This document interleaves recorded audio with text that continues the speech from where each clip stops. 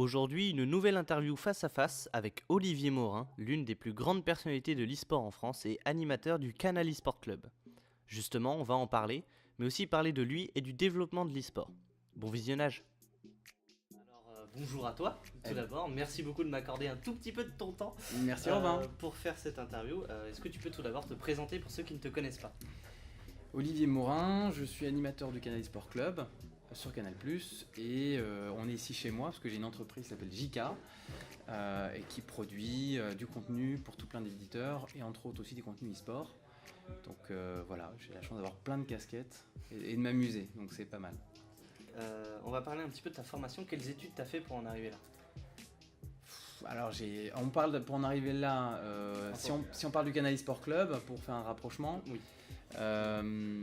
j'ai une formation qui est complètement atypique parce que je me suis cherché pendant très longtemps. D'accord. Je savais pas où je voulais aller, j'ai fait un bac S comme tout le monde parce que c'était plus facile, avec une option sciences de l'ingénieur parce que j'avais envie d'aller dans un truc un peu pointu, électronique, technique. Et puis après, je suis parti complètement dans l'aventure, quoi. Donc je me dis, moi je voulais faire à l'époque un peu comme ceux qui font les films de Pixar, donc c'est-à-dire modélisateur 3D, animateur 3D. Okay.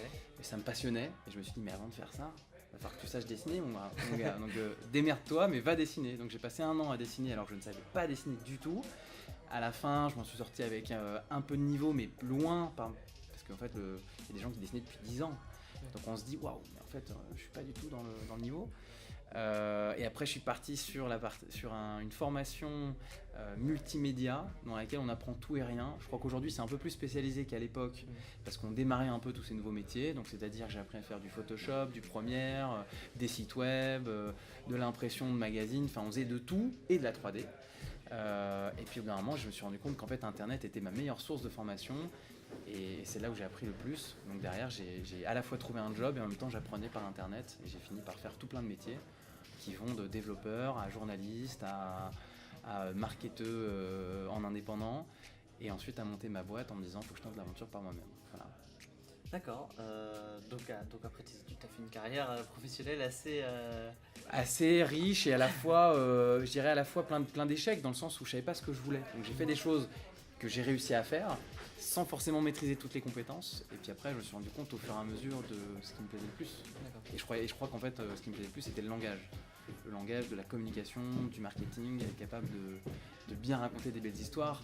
Et comme en même temps que mes métiers, j'ai pu faire une association dans le monde de l'e-sport, parce que j'ai démarré dans l'e-sport en 2005, j'ai monté une association avec un très bon ami, j'étais président de cette association pendant 7 ans, c'était une web radio, et j'ai pu faire mes armes d'animateur là-bas. Donc en fait il y avait deux cursus en parallèle, il y avait l'animateur qui s'essayait d'un côté avec une web radio et avec tout plein de gens avec qui j'ai vécu une aventure extraordinaire, et de l'autre côté le monde professionnel où j'ai fait des essais jusqu'à me dire je crois que je suis fait pour faire de la com. D'accord. Le fait d'être animateur télé au Canal eSport Club, c'était un peu ton objectif? Pas du tout. Mais alors pas du tout, il n'y avait même pas l'once de prétention de se dire un jour je vais animer de la télé. J'ai pas du tout cette approche-là de la vie, parce que là on est limite dans une philosophie de vie. J'ai pas l'envie de me dire faut absolument atteindre ça ou faire ça. Je fais en fonction des opportunités qui vont se présenter et surtout j'essaie de pas me trahir, de rester fidèle à ce que j'ai envie de faire. Ma passion a toujours été l'e-sport et j'ai toujours voulu choisir des espaces où je pouvais être un peu précurseur en mettant en danger sur des nouvelles choses. Pas rester dans ce qu'on fait déjà, mais aller vers qu'est-ce qui n'a pas encore été fait. Donc déjà avec Game One, j'avais fait une première expérience télé il y a 2 ans. Et quand le Canal eSport Club s'est présenté par une rencontre, j'ai foncé mais avec plein de contraintes. Il fallait que j'y aille, j'ai dit je veux bien y aller, mais je veux y aller si je maîtrise le ton de l'émission, si c'est mon équipe qui travaille aussi sur l'éditorial de cette émission. Et du coup j'y suis allé comme j'aime le faire, c'est-à-dire entier et avec toute une équipe pour faire une belle aventure. Voilà. Ok. D'après toi, on va parler un petit peu plus du travail d'animateur et de présentateur télé. Est-ce qu'il y a quelqu'un qui t'a inspiré justement dans ce domaine-là? Dans l'animation ? Ouais. Est-ce que quelqu'un m'a inspiré dans l'animation télé ? C'est une bonne question. Qui sont les animateurs que j'aime bien ? Pendant pas mal de temps, il y en a un que j'ai beaucoup aimé qui s'appelle Yves Calvi, qui est moins présent aujourd'hui, mais je trouve qu'il avait une façon à lui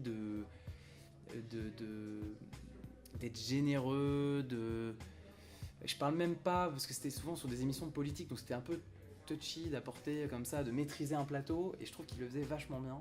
Et je pense aussi à Bruce Toussaint. Je trouve qu'il avait quelque chose de pareil, de très chaleureux, de j'emmène la famille, on se parle, il y a un super rythme, et à la fois on reste authentique. Donc voilà, je pense que ces gens-là, ils m'ont marqué pour ça. Et donc j'ai dû essayer d'y trouver peut-être une patte intéressante qui était on reste soi et on crée de la bonne joie de vivre, quoi. Ça fait combien de temps que tu es dans le Canal Sport Club maintenant? Alors c'est tout récent, hein. Canal Sport Club c'est la première saison, donc ça a démarré en novembre dernier. Alors novembre dernier, première diffusion, mais on a commencé à écrire et à travailler à partir d'octobre. Ouais, ça va finir au total à peu près 9 mois de travail quand on va arriver en juin. D'accord. Et qu'est-ce qui t'intéresse le plus et qu'est-ce qui t'intéresse le moins justement dans ce travail-là du Canal Sport Club? Alors ce qui m'intéresse le plus, c'est que c'est un exercice. C'est très drôle parce que je vais te raconter un peu les coulisses quand on se parle avec la rédaction. Je leur dis souvent, on n'est pas né de la télé parce que nous on est très web et l'e-sport vient du web. Et on essaie de faire un exercice qui est ultra périlleux, qui est de transformer la matière e-sport pour de la télé. Donc c'est très compliqué parce que le langage n'est pas le même. Donc il faut essayer de trouver les axes et la bonne façon et d'être crédible pour un passionné e-sport et en même temps de traduire ça pour un grand public. Donc ça me passionne, mais comme je leur dis souvent, c'est penser que toutes ces contraintes, c'est comme si on était dans un autre jeu. C'est dans un jeu vidéo, c'est-à-dire que pour moi, je leur dis, il y a une méta de jeu. La méta, c'est qu'il y a des codes, des obligations, il y a des rythmes, c'est formaté, le temps de parole il est ultra court, on ne pourra pas être aussi long que ce qu'on aimerait dire, donc on ne sera jamais aussi authentique que ce qu'on aimerait dire. Mais on doit être dans cette fenêtre de tir le plus fort possible, le plus complet possible pour que personne ne se sente trahi, quoi. Et ça, c'est dur. Alors à la fois, c'est une chance énorme et c'est un super challenge parce qu'on a la chance et je suis ému à chaque fois que j'en parle parce que c'est un défi qui est unique dans une vie, de te dire que tu vas traduire un truc aussi complexe pour le grand public. Et à la fois, c'est triste parce que tu sais que tu pourras jamais aller au bout de la démarche et tu sais qu'il y a plein de gens qui vont te critiquer en disant mais non, mais vous n'êtes pas allé au bout, on n'a pas compris pourquoi. Vous n'avez pas parlé de tel jeu, putain, la frustration, on se rend pas compte, mais l'e-sport c'est quasiment 10 jeux, voire plus tous les jours parce qu'il y a de nouveaux jeux qui arrivent et tu peux pas aller au bout. Donc il y a plein de gens qui vont te dire bah ouais, mais il n'y a pas mon jeu. Bah ouais. Et nous on est triste. Voilà. Donc à la fois c'est bien et à la fois c'est le plus dur. Voilà. Comment s'est passée la relation entre Canal+ et vous concernant la mise en place du Canal Sport Club? Alors c'est une réflexion qui est partie de Diego Buñuel, hein, qui a été l'initiateur de cette émission chez Canal+. Lui vient de la partie documentaire. Il a un esprit jeune et il a vu l'e-sport grandir un peu de loin. Puis il s'est dit tiens, ce serait génial que Canal, qui est un peu précurseur de ces tendances à la télé, puisse s'en emparer. Et donc il est allé taper chez plein d'acteurs, il a rencontré le secteur. Et je fais partie de certains d'entre eux, un d'entre eux. Ça a matché, on a fini par construire ensemble des idées. Et comme en fait, il y a déjà un format qui existe qui s'appelle le Canal Football Club chez Canal+, il y a eu tout de suite l'envie d'y apporter cette patte Canal. Donc avec cette patte Canal, il y a toute la production qui va derrière. Et la production de la grosse émission plateau, il y a déjà une boîte de production chez Canal qui est adossée à Canal qui s'appelle Flab et qui ont de l'expérience. Et c'est eux qui drive techniquement toute cette émission et nous on vient y injecter du contenu, apporter des idées et ensuite on travaille pour arriver à cette belle émission. Et ensuite quand on s'est rendu compte qu'il y avait une belle mensuelle, on s'est dit c'est dommage d'attendre l'émission tous les mois. Donc on a créé des hebdos qui sont des petits formats très courts de 5 minutes et on vient d'en tourner une juste avant qu'on se rencontre. Et cet hebdo, c'est JK, c'est ma boîte qui produit tout ça. Donc on produit, on écrit, on tourne chez nous. Et c'est la première fois qu'on fait une émission de télé de ce calibre-là en autonomie. Par contre, c'est 5 minutes. Et en 5 minutes, pour parler d'e-sport, tu as le temps de ne rien dire. Voilà. Mais comme ça, tu sais d'où ça vient. C'est parti de Diego, d'une co-construction avec Flab. Et ensuite, le reste, on a apporté des idées de capsules, le nom du beau jeu, faire un zapping. Tout ça, c'est nous qui avons apporté ça pour montrer un peu la tonalité d'e-sport et puis jouer un peu avec ses codes, quoi. On va parler d'une question un petit peu plus générale sur l'e-sport maintenant. Ça fait combien de temps que tu es dans l'e-sport? Ça fait 11 ans, j'ai démarré en 2005. Donc ça fait un peu plus de 10 ans. Ouais, d'accord. À l'époque, il n'y avait rien. Quand il n'y avait rien, moi je faisais quasiment entre 6 et 10 événements par an en associatif. Donc avec mon association, on se déplaçait à nos frais, hein, et on ne gagnait rien. On dormait sur les événements même, c'est-à-dire que tu avais l'événement, on dormait dans des sacs de couchage à même le sol de l'événement, ce qui aujourd'hui est impensable parce que personne n'accepterait de faire ça. Mais on était des acharnés. Mais on adorait ça, parce qu'on adorait découvrir ces nouveaux champions. Moi j'ai été joueur au début, hein, je suis arrivé comme ça en tant que joueur. Et c'était génial de tester plein de choses. On avait un micro, tu avais un micro, t'es une antenne libre, tu parles pendant des heures de ce que tu veux. Donc tu parles du tournoi qui vient de se passer, des emmerdements du tournoi qui a pris du retard, t'amènes un pote qui est un mec que t'as rencontré. Il y avait une espèce de liberté comme ça, un peu infantile, où tu peux te permettre tout et n'importe quoi. Donc au début et aujourd'hui, ça n'a plus rien à voir. Et ça a peut-être d'ailleurs été une énorme chance parce que j'ai pu être précurseur, en tout cas emmené dans ce bateau dès le début, donc être celui qui le construit. Aujourd'hui, c'est super dur. Quand tu vois tout ce qui existe, il y a autant de tournois, c'est moins simple, quoi. Voilà. Comment tu l'as vécu justement cette évolution ? Je pense que, avec du recul, c'est propre à tous les milieux de niche, si je puis dire, qui deviennent un petit peu plus mainstream, où le grand public commence à s'en emparer. Il se passe quoi ? Il se passe que tous ceux qui étaient là au début se disent « mais c'est mon e-sport à moi, me le pique pas ». Donc avec mon langage, mes codes, ma façon de faire. Et t'as tous ceux qui disent « oh e-sport, moi je connais », alors que le mec vient d'arriver il y a à peine 10 minutes, quoi. Donc c'est dur parce que tu vois plein d'opportunistes tenter de s'emparer du phénomène et c'est souvent maladroit. Et en même temps, c'est aussi un regard extérieur qui va aider l'e-sport à grandir parce qu'ils vont avoir des nouvelles idées, ils vont transformer l'e-sport pour l'adapter à une dynamique de marché qui a faim d'exploiter, si je puis dire, l'e-sport. Donc des fois c'est intelligent, des fois c'est un peu moins intelligent ou moins réussi. Et c'est pour ça que je choisis cette place d'accompagner la transformation vers les nouveaux médias ou les nouvelles opportunités pour essayer que ce soit le moins sale possible, le moins détruit ou le moins authentique possible, parce que sinon ça pourrait être terrible. Donc en fait c'est un peu dur parce que je me force à être tout le temps sur ces combats-là et d'impliquer des gens de mon équipe et de les faire grandir aussi pour que ce soit le moins... en tout cas ou le mieux traduit possible. Donc je suis à la fois triste parce qu'on perd une petite famille et à la fois je suis content parce que ça va permettre à plein de gens de vivre et de s'épanouir. Moi le premier, j'ai une société qui marche, c'est pas beaucoup l'e-sport qui me fait marcher, mais en tout cas ça me permet de grandir et puis je m'éclate. Donc, voilà, la réalité aujourd'hui c'est que dans ma boîte c'est pas grâce à l'e-sport qu'on grandit en volume ici, mais par contre dès qu'on a un peu d'argent on investit dans l'e-sport parce qu'en fait on a envie de faire grandir l'e-sport. Voilà. Okay. Concernant justement le Canal eSport Club et la boîte de JK, comment ça se passe le tournage d'une émission ? Alors hebdo ou mensuel ? Mensuel. Une mensuelle, ça se passe chez Canal+, ils ont des énormes studios, le matin même le studio est monté, les écrans sont mis en place. On fait une conf de rédaction le matin ou une dernière répétition de rédaction. Donc le rédac chef de Flab, donc de cette boîte de production dont je parlais tout à l'heure, réunit tous les ingrédients, donc toutes les personnes, sauf les invités. Donc c'est souvent les chroniqueurs, donc Genius, Zaboutine, Laure, enfin tous les gens qui travaillent avec nous en tant que consultants. Et puis moi et le rédac chef qui est aussi un très bon ami à moi qui s'appelle Jean-Baptiste, qui est rédac chef de la partie web et de l'hebdo. Bref, pour qu'il y ait toutes les personnes compétentes pour parler de tout ça. Une fois que ça c'est fait, on passe par la case maquillage, costume, enfin tout ce qu'il faut pour être prêt pour le plateau. Équipement son, on arrive sur le plateau, on se met en place. Les invités aussi arrivent à ce moment-là. Souvent il y a une petite répète le matin, histoire de tout être bien en place. Je répète souvent aussi la palette, parce que j'aime bien être efficace et bon sur ce moment qui est un peu... tout repose sur moi, donc il faut que je fasse gaffe à ce que je dis, parce que je ne voudrais pas dire de la merde, c'est important. Même s'il m'est peut-être arrivé de dire des choses pas complètes, mais j'essaye.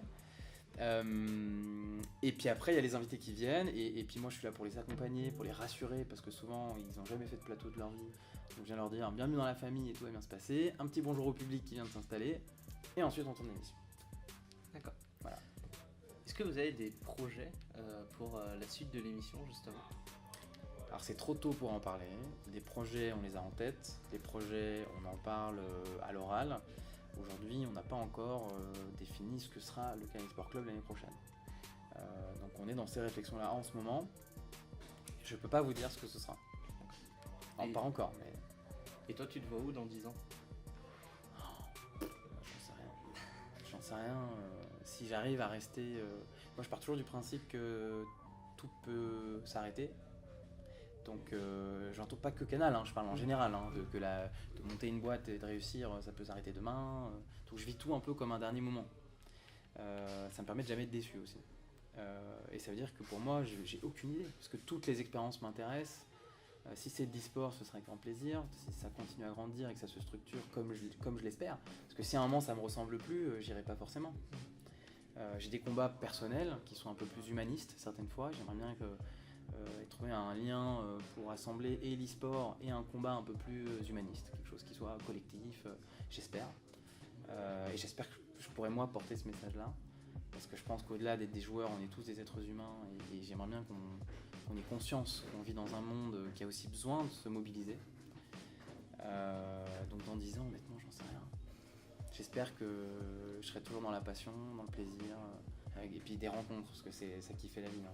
Honnêtement, moi j'ai des gens qui travaillent avec moi, ces gens, mais formidables. J'aurais pas pu monter tout ça sans ces gens-là en fait. Même si des fois des gens viennent et repartent, mais putain, c'est ça toute la force de la vie d'entrepreneur ou la vie de faiseur, quoi. Je sais pas comment dire ça, mais voilà.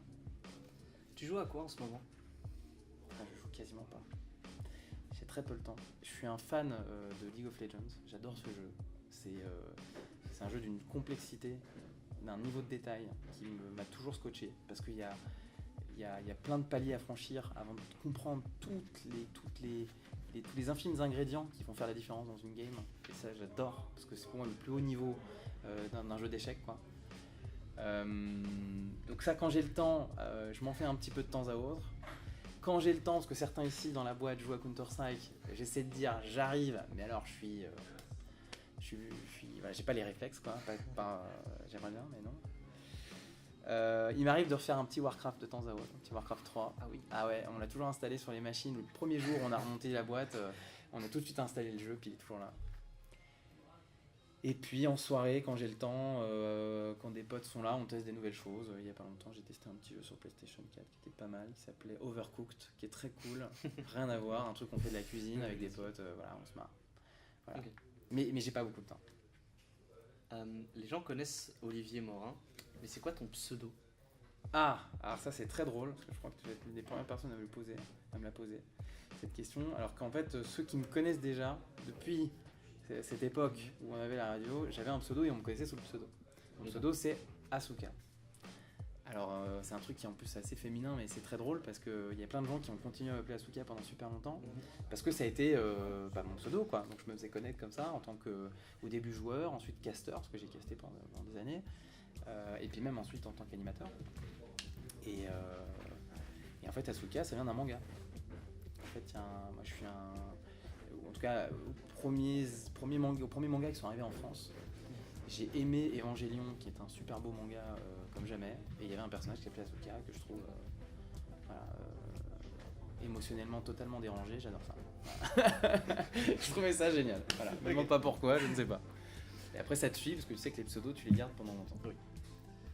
Est-ce que tu as des conseils à donner à quelqu'un qui voudrait faire de l'information et de la communication dans l'e-sport ou de la télé sur l'e-sport? Ce qui est très dur pour faire de la télé dans l'e-sport aujourd'hui,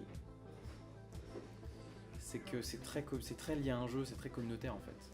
Je pense que la meilleure approche, et c'est déjà une approche qui commence à être bouchée, c'est celle des influenceurs.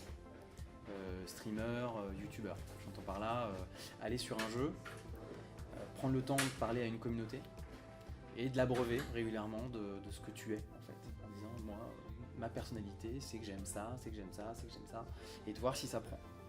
De travailler ton discours d'orateur, d'apprendre à t'écouter et à transformer ce que tu dis, parce qu'en fait l'avantage pour moi d'avoir fait de la radio pendant 7 ans, c'est que j'avais un casque et j'entendais tout ce que je disais. Et je vais te dire que quand tu dis de la merde, tu entends que tu dis de la merde. Quand tu as des tics de langage, tu entends tous tes tics de langage. Et donc tu apprends à gérer le temps. Tu vois, quand je te parle, je mets des silences. Parce que sinon tu peux pas tout comprendre. Alors que quand tu commentes, tu as tendance à remplir. Donc tu commentes, tu parles. Donc faire attention, parce que souvent tu te dérègles quand tu es face à la caméra, parce que d'un seul coup tu as envie d'incarner, de jouer un rôle, enfin c'est très compliqué tout ça. Donc il faut prendre le temps de faire, de se tromper, et de s'écouter, pour faire de l'itération. Sinon tu progresseras pas. Et demander à la communauté ce qu'ils veulent peut-être, pour les emmener sur les jeux qu'ils ont envie de voir, voilà. Et puis au fur et à mesure, tu vas grandir, et puis une fois que tu vas devenir un peu plus grand, tu vas prendre des risques, on va t'appeler parce qu'on dit dis donc j'ai vu que tu avais des followers, c'est cool. Voilà. Et puis après là ça commence à être une façon de grandir, et après d'animer un plateau. Quand c'est des plateaux multijeux, c'est dur, faut s'intéresser à beaucoup de jeux, puis faut être légitime, ça c'est dur d'être légitime aujourd'hui. Parce qu'il y a plein d'influenceurs qui se lancent, même les joueurs qui quittent la scène deviennent maintenant des influenceurs, donc c'est compliqué. Il faut aller sur des nouveaux jeux peut-être. Je pense que celui qui s'est lancé, j'en connais 2-3 qui se sont lancés sur Clash Royale tout de suite, aujourd'hui, ils sont légitimes, et s'ils arrivent à convertir vers un autre jeu, ils arriveront à être animateurs un peu plus grand public. Alors pour terminer, je vais te demander où est-ce qu'on peut te suivre. Alors, j'aurais rêvé de te dire sur ma chaîne Twitch, parce que je rêverais d'avoir du temps pour faire du Twitch, mais c'est pas le cas, parce que des fois j'ai envie de parler aux gens juste comme ça en fait, voilà, aussi simplement. Alors, on peut suivre mon Twitter, c'est là où je mets le maximum d'informations, parce que je relaye un peu quand je vais quelque part, ou quand je suis interviewé quelque part, où est-ce que je peux rencontrer les gens. Facebook, j'y mets moins d'infos, c'est plus un petit feed. Et puis c'est tout, le reste c'est à la télé. Il faut suivre sur Canal Sport Club, me donner des avis. Il faut savoir que tout ce qui est écrit sur Internet, on le lit ici. On est des fous d'Internet, c'est-à-dire qu'il n'y a pas un truc qu'on lit pas. Donc la moindre réflexion, il faut la faire. Moi Twitter, on m'envoie des trucs, je lis. J'essaie de répondre à tout le monde, c'est long mais j'essaye. Voilà. D'accord, merci beaucoup en tout cas d'avoir... Je sais pas combien de temps on fait l'interview, tu vas bientôt devoir y aller. Merci, c'est gentil de m'avoir invité, je suis ravi qu'il existe une petite émission comme ça un peu longue pour prendre le temps de se parler, c'est très bien. Merci beaucoup. Et puis à bientôt. À bientôt, bon courage. Merci beaucoup.